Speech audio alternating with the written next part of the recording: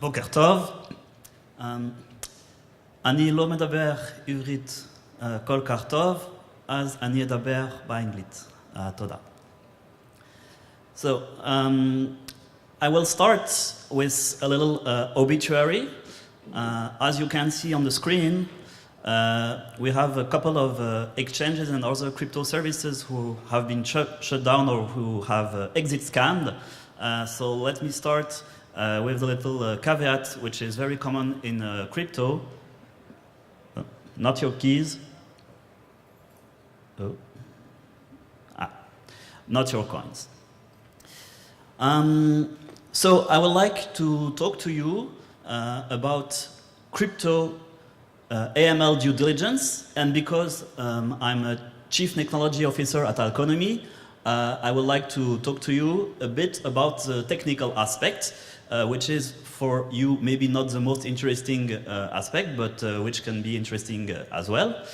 And for this purpose, I will ask you to be yourself, each of you, compliance officers in crypto. Not forever, just for 15 minutes. To understand AML due diligence in crypto, let's start with something which is more common, which is AML in the banking system. So let's start with 10 years ago. Basically, if you are a compliance officer in the bank, 10 years ago in Switzerland, what you used to do is that, okay, you are supervising incoming transactions, you are looking at where it comes from. Basically, if the origin is a Swiss bank, you will simply accept the funds. If not, you will look at your web of trust. Is the origin a trusted bank? If yes, okay, you will accept the funds. Otherwise, you will do a little investigation, we will maybe ask for a little bit of corroboration, and, well, if there is no red flags, you will accept the funds. If there are some red flags, you will reject the funds. Now, these days, it's a little bit different. It's more modern. Basically, in the Swiss banker world, the bank has to guarantee an irreproachable activity of all the customers. So what's going on is that if you have an incoming transaction, there is something called a pre-transactional filter, where you're gonna look at the origin of the funds and match it against sanction list, countries under embargo, physical persons and entities from different sources. Oops. From different sources, USA, the OFAC, UN, United Europe, Switzerland. And if the filter is not passed, you will immediately reject the funds. And then you will do some monitoring, something called post-transactional analysis, which is more custom to each bank. It's risk assessments using PEP list, press news, then depend also of the type of account, the risk score. You will also ask for corroboration from the customers. And basically, if there is no red flag, you will keep the funds, otherwise you will reject the funds. Okay, so this for the bank. Now, what if you are compliance officer in the crypto world? You are simply receiving crypto funds and you have to deal with, can we accept the funds or not? So, to start with, you will do a bit like the bank. You have an incoming transaction, and because in crypto, I'm not talking about privacy coins, I'm talking about the majority of coins, is the ledger is public, you will use the public ledger to backtrace on-chain the origin of the funds. So you can use blockchain, you can use blockchain.info, you can use BlockCypher, you have a lot of services providing the information. And if you look at this, it is an example of transaction with one input, two outputs, and basically you can trace back the funds, and depending on what you find, you will accept or reject them. Then you will say, okay, this is a bit difficult to do manually. You will start to write some programs to do it in a more automated way. And of course, some people have started doing that and have offered more, let's say, automated tools for this. So for Bitcoin, you have companies like Quantabyte, Neutrino, who have been acquired by Coinbase, Chainalysis, Elliptic, CipherTrace, CryptoML. On Ethereum, you have Scotchain. On EOS, we have EOS Detective, who are offering solutions to automate AML. I am really insisting on the fact that they are not complete solutions, they are really tools who have to be used by people who have some expertise to complement what this kind of tools can do. I will illustrate this with two very simple examples, which are really a bit extreme. The first one is you have coins on the Bitcoin blockchain coming directly from mining. So because it's becoming directly from mining, you are confident that these coins have not been stolen, and basically you can attribute them something that we will call a score, maximum score of 100. It's the only transaction, it's called a coin-based transaction, and then it's very easy to trace. So if you are a miner, you should have no problem with AML. Second one is a bit the opposite. It's coins who have been originated from Bitstamp hack. Bitstamp is an exchange. It has been hacked. It means that some hackers have succeeded in taking money from the exchange. The addresses who have been used have been monitored, and basically if you are accepting fund from such a transaction, it means that you are, let's say, ethically creative. But what I want to stress, it's the image that Adi has shown, because here we had the impression that bitcoins were fungible. You take one bitcoin, you add one bitcoin, it makes 2 bitcoin. But in fact, this fungibility disappears these days, because if you take this one and this one is clean and one is tainted. So if you add them, if you combine them, you have kind of a mixture, but you don't have 2 clean or 2 tainted bitcoins.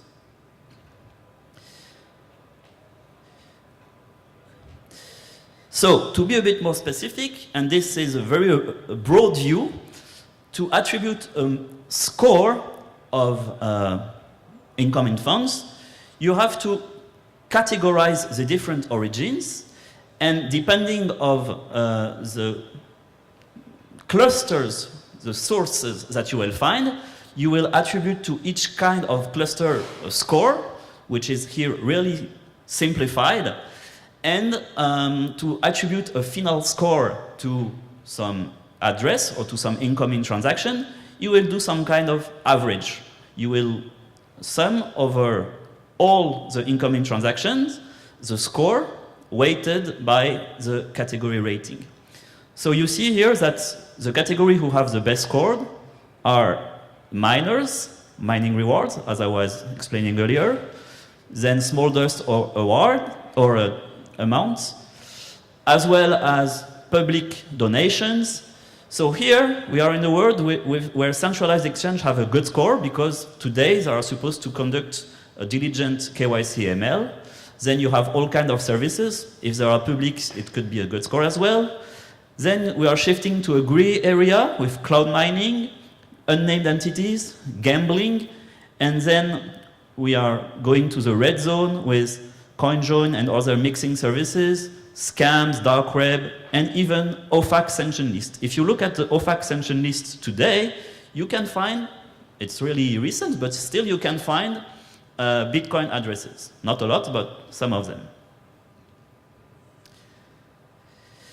So, today the conclusion is, who needs crypto AML? Basically, everyone in the crypto sphere. Crypto exchanges and processors, STOs, ICOs, hedge funds, crypto business and services, banks and credit unions, tax authorities. AML is becoming, let's say, a standard, and I can envision a world where AML mechanisms will be integrated in the wallet themselves, or at least on-chain. the future of AML for me is really on-chain. So let's play now a little game. I remember you that you are compliance officer, and this is the question I have for you. Incoming transactions from which of this origin can be considered by law as a money laundering attempt? So, if you are not familiar with the cases I am going to mention, you can still play. Huh? So, Aleph is Ross Ulbricht, Jet Pirate Robert, which was the head of Silk Road. B, it is the Drain DAO, which happened on the Ethereum blockchain. Gimel, it's the Bitcoin Genesis block. And Dalet is Ether Delta, who is a DEX, which is a decentralized exchange.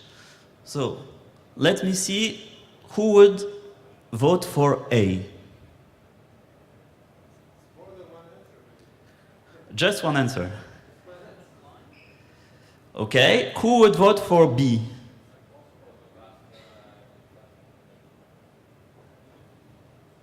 Who would vote for C? And who would vote for D?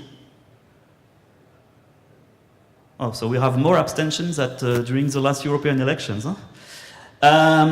Okay, so from my point of view, the answer for us in terms of compliance is D. I will quickly explain why. Aleph, Dead Pirate Robert Silk Road, had coins seized by the FBI and then auctioned. So they have been cleaned. B, the Drain DAO has given the fork between Ethereum Classic and Ethereum. And because on Ethereum the draining has been reversed, it was similar, akin to clean the transaction. On the BTC Genesis block, as you have noticed, you cannot spend. And when you have funds coming from DEX, this day, it is very difficult to backtrace them because it is difficult to follow cross-chain transactions like atomic swaps. It will change, hopefully. Okay, I would like to illustrate this concept with a real-life use case that Altcoinomy has applied.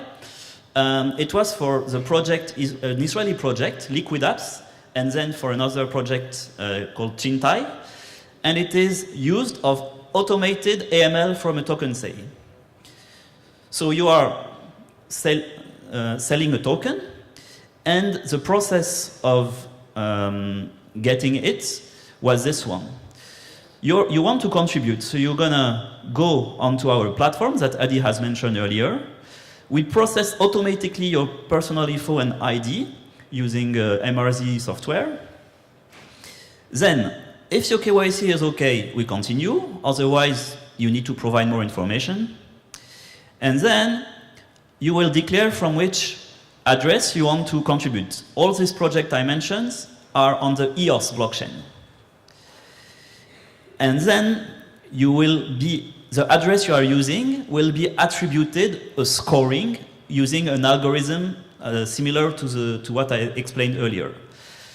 If your AML is okay, then, and this is a beautiful part, your EOS account will be whitelisted automatically on-chain. And then the token sale smart contract will read the whitelist and accepts funds from it and rejects funds for another.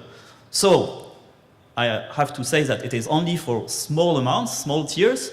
We have a fully automated process for people who want to contribute to an ACO, and we have very good confidence that funds having been used to buy tokens are clean, and we know the people who bought the tokens.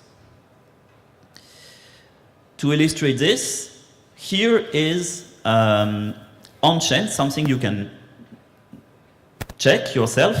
It is the whitelist. Because it is on-chain, it is public, so you can go to this address and you will see the whitelist with all the different accounts who are authorized by us to contribute to the Liquid Apps token sale.